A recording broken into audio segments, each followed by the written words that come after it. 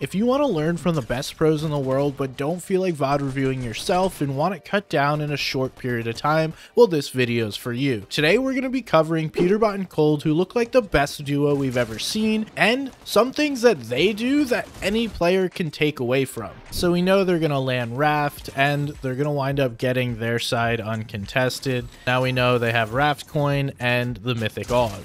So while the mats aren't super important, their positioning, getting to Forecast Tower, leaving their POI is super important. There's also a bunker over here so they can get the forecast, the bunker, make these rotates out, and it's really helpful for them to be able to play the game. This is why I say they're playing on easy mode. They literally get Forecast Tower, they get wall hack coin, and then they're also going to be able to get a bunker whenever it spawns. So these guys are literally playing on easy mode. Boom, they get forecast. So now these guys know where every zone is. So they know where players are and they know where zones are. So you see Cold spots a player, they're going to come down this way, and we see Pars coming. Peterbot quickly jumps in, gets his dashes, closes that gap, and then they get a big beam on Pars. So then we're going to see Peterbot, he's going to move in from one position, Cold's going to move in from over here, and it's not really fair for Pars. He's got no shot to be able to overcome this because Peterbot's going to pressure from one side, Cold's going to pressure from the bottom, so you get wall pressure, you get bottom pressure. Peterbot just hits one more shot. And I feel like most players in this situation, Clicks and Rise, are going to be a little more aggressive, but they know who this is. It's Peterbot and Cold. That's the aura they've built. That's the respect they deserved. Use the dashes to get a nice rotate in. And you'll see all the top players. So you see how he still has 3 dashes. Still has 3 dashes. That's something really common among pros, is when zones pulling away from Grim Gate, but you go through that area, you keep your dashes so that you could use that movement later on. Let's see both players holding the fizz. It's really important in this meta to make sure you have fizz. So they know where zone's going to go. That's why we see them marching further into Storm. They don't want to go right edge because they know zone's not going to pull there. Now they're going to sit right under the island and play for island. This is like a little thing that most people probably won't realize, but that ping from the Raft coin right before they go up there, that's going to show everyone nearby, okay, I know who this is, and once again, that's the respect they've built. No one's going to want to contest this, and they get this for free. We can see they're pinging over here, so they know zone's going to pull to this area, so they want to make sure that they're able to get back deep in zone. They take a ton of damage, so they're going to have to stop here. Can't always get what you want. Sometimes you got to settle for what you have. We can see this exact strategy of the double spray while you know exactly where a player is, because they're spraying through a bush. This other team really has no idea where they're spraying from, but these two can see through walls because of the coin, so they can literally pinpoint exactly where your forehead is. And they're about to do it again. They're going to wait for the ping. Boom, it happened. Now they're going to go for forehead shots. Doesn't happen because they get sprayed by another team, but what we're seeing here, this happens consistently throughout the game, and now they know this team right in front of them super weak. Ping the coin again. Now they're going to go take this fight. That team has no shot. You have a Mythic Og spraying at you, and then you got a Striker when they can see exactly where you are. Can't even hide behind the walls to try and hide your position. Free, easy refresh. That's exactly what you want before you go into endgame. It gets no easier than that, and that's something you guys can take advantage of. What you can do is see players in weak positions or with weak walls, spray them, get damage done, and eventually get yourself refreshes. Now, I just want you guys to watch this. Like, this is literally ridiculous. They're going to pick up Dukes. Watch what Peterbot does to Acorn. So they're spraying them just like we knew they would. Other teams are spraying them. These teams on the edge of zone are pretty much screwed. So they get the ping to come through. He knows exactly where Acorn is. So they're playing the game exactly like we're watching. Most players can't see the outlines of players except Peterbot and Cold. Boom. Edit. Conan immediately. Shot. Walls, duck down, Acorn, oof. And at the same time that Acorn gets picked up, Cold is going to beam his teammate in Dukes. 2 of the top players in the region just getting deleted like that from 2 great players. And this is just rude, right? So again, the double spray coming in here. Zaire down. Yamzo's the next one in sight, sitting in zone. It's a 5-tick.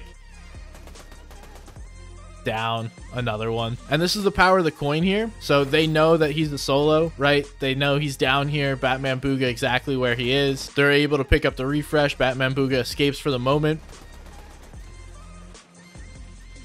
And that's not something I would really advise from you guys, is like once zone starts moving, trying to shoot people on the edge of Storm.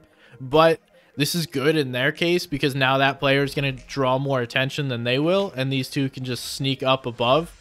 And I talked about holding the dashes earlier. This is a great example of why you would want to do it. This rotate into 7th. This is a far rotate. Not many players have movement. You could go late, get yourself ahead, and then put yourself in a good spot. And then we do what we've been doing.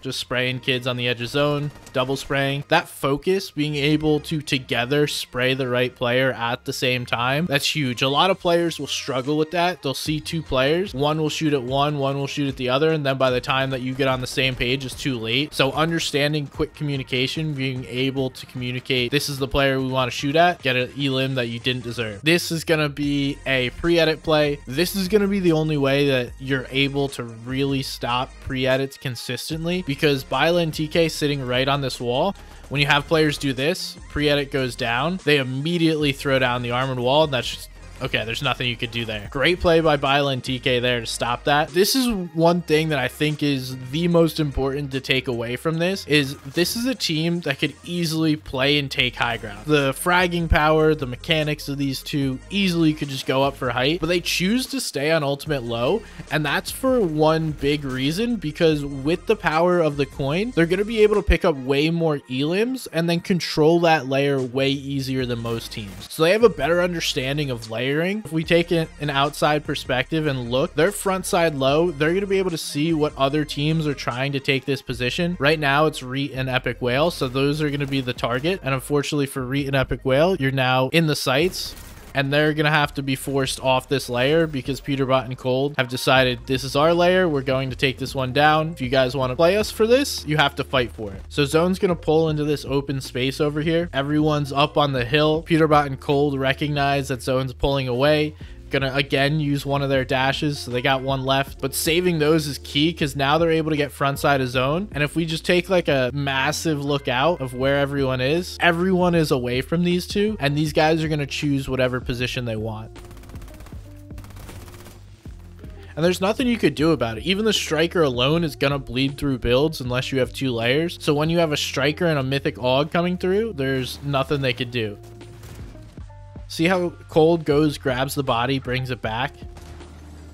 That way you can secure all the loot within your builds and make sure you're the player that is getting everything. And we see beginning of every rotate, 10th zone, I think it was 6th zone, and then 9th zone is when they use those dashes, but it's to get ahead and claim the front side low. So we can see Peterbot's looking up. He's looking at the height position, trying to see how they are. Can see they're not super reinforced, right? Just one build here kind of tells you they're running low on metal, and then they're just going for this regardless. So both players, like, let's watch this. This is a beautiful execution of a height take here. Peterbot misses the shot, but it draws the attention and makes the shot easier for Cold. So both players side jump into a shotgun shot. Tell me how you're stopping that height take. You're not. It's just over. Malibuka winds up getting chopped, or getting the chop, gets the other player. Now it's a free height. This is a win. Thanks for watching. Make sure to like and subscribe. Comment down below who you want me to VOD next. Trios is likely coming up, so I'll see you next time.